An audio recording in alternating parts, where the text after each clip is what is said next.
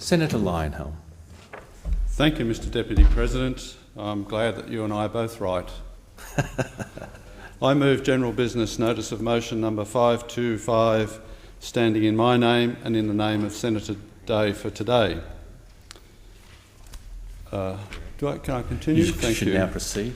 My hope for this general business debate is for senators from across the chamber to outline spending cuts they would support. My hope is that we uncover some spending cuts where a good number of senators agree with each other.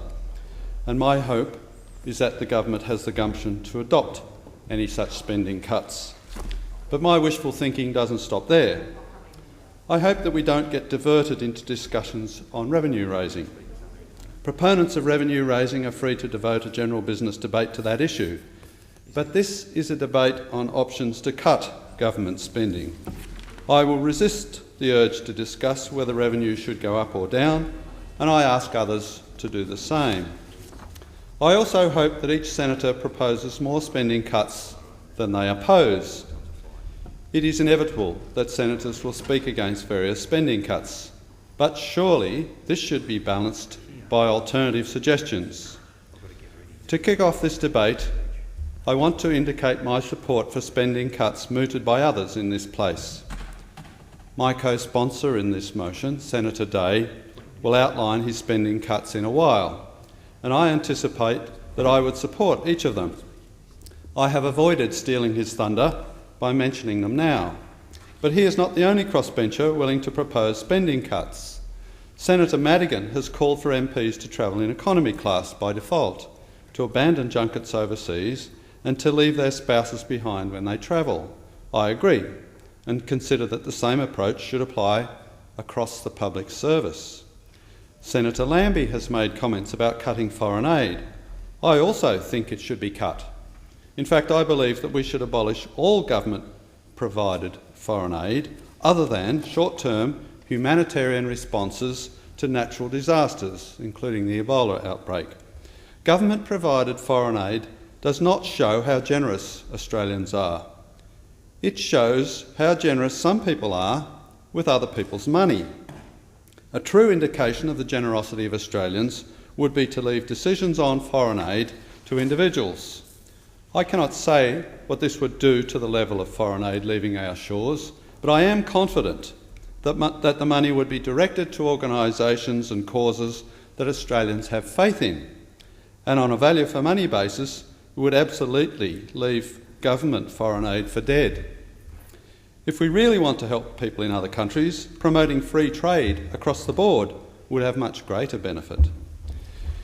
In amongst their calls to increase revenue, the Australian Greens have proposed some cuts to spending, such as spending on industry assistance. I agree with these spending cuts. Our industries would be better off if they could focus on satisfying customers rather than bureaucrats who hand out grants. I support ending what people normally think of as industry assistance, like spending on agriculture, tourism, mining, manufacturing and construction industries. But industry assistance goes far beyond that.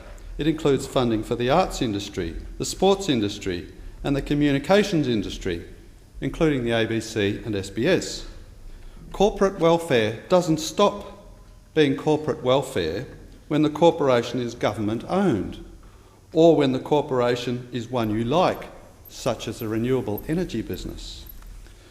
The Australian Greens have also mooted cuts to defence. I agree that responsible spending cuts are possible in defence.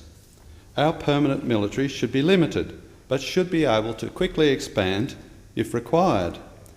Our permanent military should be focused on long-distance force projection, requiring a strategic strike capability, an effective submarine fleet, and a rapid reaction air mobile expeditionary force, including special forces. This implies less of a need for other aspects of our current military, like most of the Navy's surface fleet. Achieving our military goals in a cost-effective way also requires procuring the most suitable items from the best suppliers around the world. And on that, can I also say, I think the Australian Submarine Corporation could build a canoe, but only one, and it would be very late and horribly expensive. I also acknowledge that Labor has supported spending cuts in recent times. For instance, just prior to the last election, Labor cut spending on the public service, foreign aid, subsidies to landowners to support biodiversity, subsidies to employers for taking on apprentices, and subsidies for clean technology and carbon capture and storage. I support spending cuts in each of these areas. And since the election, the Coalition has proposed a range of spending cuts, including cuts to higher education and the Australian Research Council, cuts to Medicare rebates for GPs and the private health insurance rebate, cuts to welfare payments for individuals and corporate welfare, and cuts to the ABC and SBS. I support all of these cuts. In fact, I think the only Coalition proposal for spending cuts that troubles me is the periodic removal of Newstart for young unemployed people.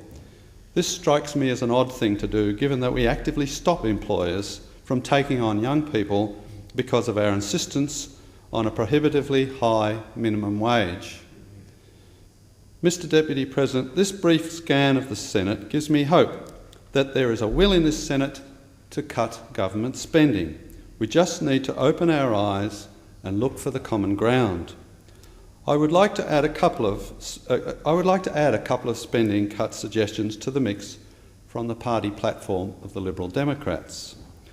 Let me start with a spend that represents a quarter of the Commonwealth Government's spending, and that's Commonwealth payments to the states, territories and local governments. These payments should be abolished. Abolition would prompt the states to means test access to public hospitals and schools, and to put tolls on arterial roads and highways.